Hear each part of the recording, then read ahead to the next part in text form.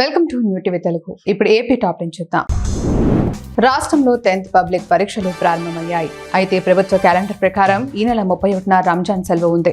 ఒకవేళ రంజాన్ హాలిడేలో ఏదైనా మార్పులు చోటు చేసుకుంటే సాంఘిక శాస్త్రం పరీక్షల్లో మార్పులు చేయనున్నారు. అంటే మార్చి 31 లేదా ఏప్రిల్ 1న నిర్వహిస్తామని ప్రభుత్వం ఇదివరకే చెప్పింది. కాణిపాక వరసిద్ధి వినాయక స్వామివారిని ఆంధ్రప్రదేశ్ రాష్ట్ర పంచాయతీరాజ్ మరియు రూరల్ డెవలప్మెంట్ కమిషనర్ కృష్ణతేజ కుటుంబ సమేతంగా స్వామివారిని దర్శించుకున్నారు. వీరికి దేవస్థానం ఈవో పెంచల కిషోర్ స్వాగతం పలికి దర్శన ఏర్పాట్లు చేశారు. అనంతరం స్వామివారి తీర్థ ప్రసాదాలు, శేషవస్త్రం, చిత్రపటాన్ని అందజేశారు. ఈ కార్యక్రమంలో స్థానిక సర్పంచ్, పలువురు అధికారులు పాల్గొన్నారు. 10వ తరగతి పరీక్షలు మొదలైన నేపథ్యంలో నర్సీపట్నం 2 పోలీస్ స్టేషన్ల నుంచి ప్రశ్నాపత్రాలు తరలించారు. మండలానికి సంబంధించి రూరల్ పోలీస్ స్టేషన్, మున్సిపాలిటీకి సంబంధించి టౌన్ పోలీస్ స్టేషన్లో ప్రశ్నాపత్రాలు భద్రపరిచారు.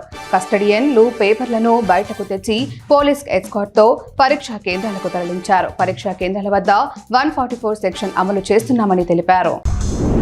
పోలవరం నియోజకవర్గ ఎమ్మెల్యే చేది బాలరాజు అసెంబ్లీ సమావేశంలో పాల్గొని మాట్లాడారు. ఏజెన్సీ ముఖద్వారమైన కొయ్యలగూడెంలో 30 పడకల ఆసుపత్రిని వైసీపీ హయాంలో 6 పడకల ఆసుపత్రిగా మార్చారని అన్నారు. అలాగే బుట్టాయిగూడెంలో 100 పడకల ఆసుపత్రి నిర్మాణాన్ని, టి నరసాపురం మండలంలో ఆసుపత్రి నిర్మాణాన్ని త్వరితగతిన పూర్తి చేయాలని కోరారు. అదేవిధంగా గిరిజనులకు మెరుగైన వైద్య సేవలు అందించాలని సూచించారు.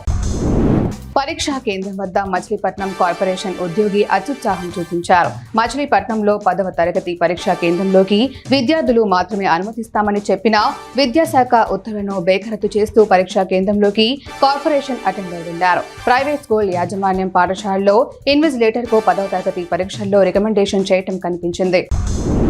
గుంటూరులోని హిందూ కాలేజీ హై స్కూల్ 10వ తరగతి పరీక్షా కేంద్రం వద్ద విద్యార్థుల తల్లిదండ్రులు ఆందోళన చేశారు. పరీక్షా కేంద్రం వద్ద కనీస సౌకర్యాలు లేవని అన్నారు.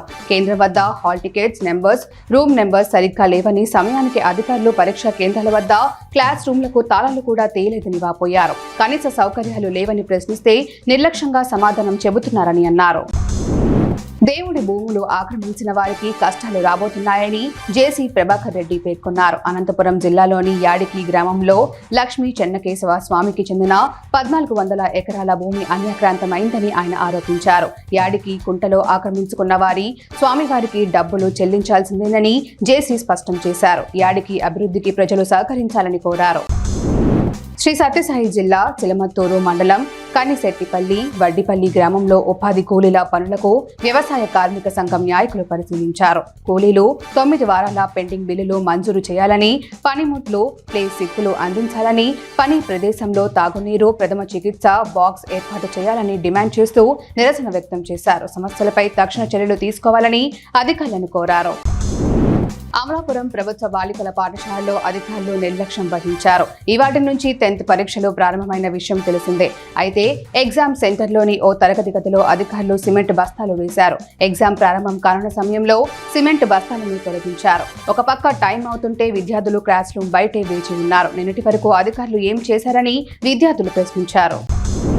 పోలవరం ఎమ్మెల్యే చిర్రి బాలరాజు బుట్టాయిగూడెం ఏజెన్సీ ప్రాంతంలోని శ్రీ గుబ్బల మంగమ్మ తల్లి అమ్మవారిని దర్శించుకున్నారు. ఈ సందర్భంగానే అమ్మవారికి విశేష పూజా కార్యక్రమాలు నిర్వహించారు. అనంతరం ఎమ్మెల్యే మాట్లాడుతూ శ్రీ గుబ్బల మంగమ్మ తల్లి ఆలయాన్ని పర్యాటక కేంద్రంగా మారుస్తామని స్పష్టం చేశారు. అనంతరం ఎమ్మెల్యే జాతరలో పాల్గొన్నారు.